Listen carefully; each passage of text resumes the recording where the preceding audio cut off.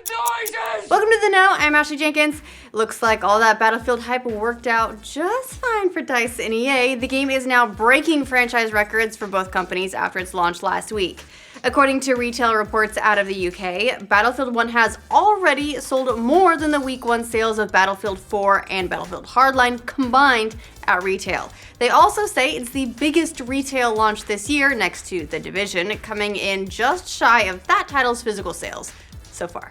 While we don't have official PC numbers, and probably won't because of how EA handles its origin data, we do know that in terms of concurrent players, the launch was huge. On Friday, the game the day officially launched, unless you were an early enlister or had EA access, BF1 Stats reported that the game had more than 180,000 concurrent PC players, beating out Civilization 6, which had 160,000 on the day of launch. When you add that 180,000 to PS4's 360,000 players and Xbox One's 277,000 for Battlefield 1, that comes out to more than 800,000 concurrent players across all platforms. If it wasn't for the entire internet going offline on Friday, might have been a perfect launch, which is saying something.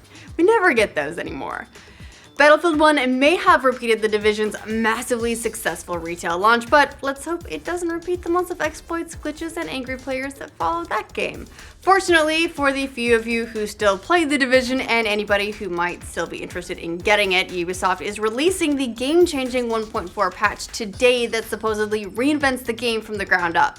The 1.4 patch hit in the wee hours of the morning, delivering a ton of changes to the quasi-MMO apocalyptic shooter thing. The 6GB update brings tweaks to balance, high-end loot drops, weapons, PvE rewards, the UI, the endgame, the level of the world's enemies, the dark zone, the inventory system. Yeah, it's seriously the entire game. Ubisoft has been working on 1.4 for quite some time, even delaying the game's final 2 pieces of DLC, which were supposed to be released by the end of the year.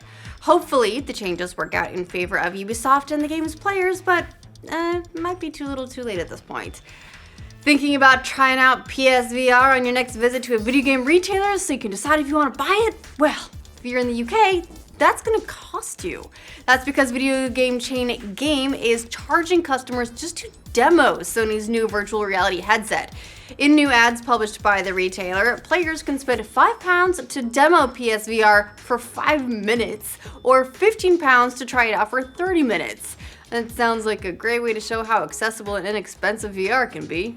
Brava! As for why they're charging gamers to play demos, Game said in a statement that the cost is necessary in order to devote an employee to PlayStation VR demos full-time. They also reiterated that this is a game initiative, not one that Sony put them up to. So, thanks for clarifying who the customers should be upset at, guys. Very helpful. Charging that much to play PSVR is actually about as much as it costs to play the new Dark Souls 3 DLC, which just released yesterday, a full day out of schedule. The early release was due to a mix-up on Xbox One, which allowed Season Pass holders to download Ashes of Ariandel all the way back on Friday by mistake.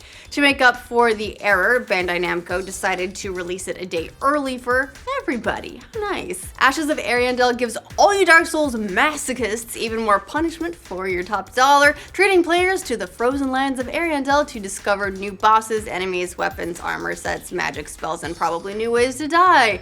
The PC version is currently sitting at a 73 on Metacritic, and the consensus seems to be that it's a decent bit of new content, but only really necessary if you've unearthed every ounce of fun from the main game, or if you really love PvP, as there are new PvP modes present after you complete the quest. So, congrats everybody, and start punishing yourselves one day early.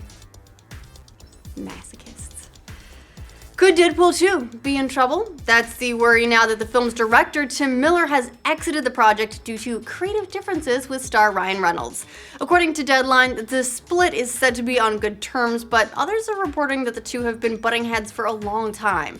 The Wrap followed up Deadline's report with more details, saying that the big breakup between Miller and Reynolds happened over the sequel's style and the casting of Cable.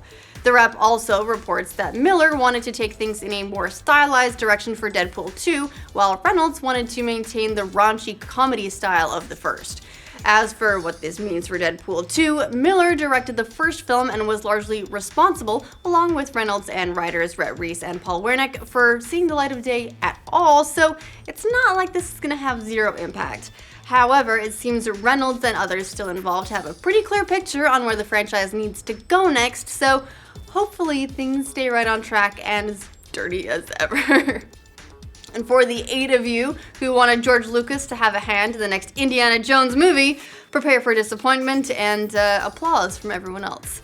Per a new interview with Indiana Jones 5 writer David Cope, George Lucas will not be involved in the next Indy flick at all. Speaking with Collider, Cope said he hasn't had any contact with Lucas at all on the film, and that to his knowledge, Lucas isn't on board as an executive producer, contrary to claims that Spielberg has made in the past. Gotta be kind of a bummer for Lucas, considering he created the concept and both Spielberg and Harrison Ford are involved in the next entry without him. While some of you might be excited that Lucas won't be helping craft the next indie movie, keep in mind that Cope did also write the last one, Kingdom of the Crystal Skull, you know, the one that we all like to pretend doesn't exist.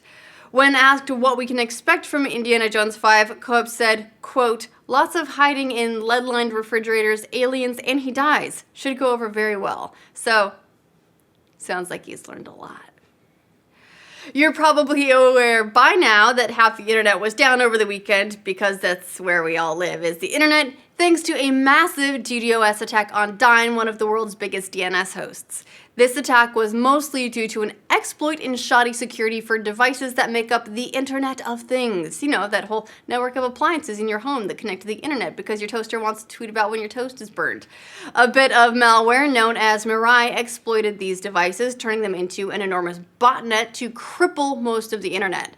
There's been a lot of finger pointing about who's responsible for the attacks and who's to blame from a security standpoint, but Chinese company Xiongmai has been shouldering at least partial responsibility, with researchers pointing to their millions of products as some of the easiest to exploit.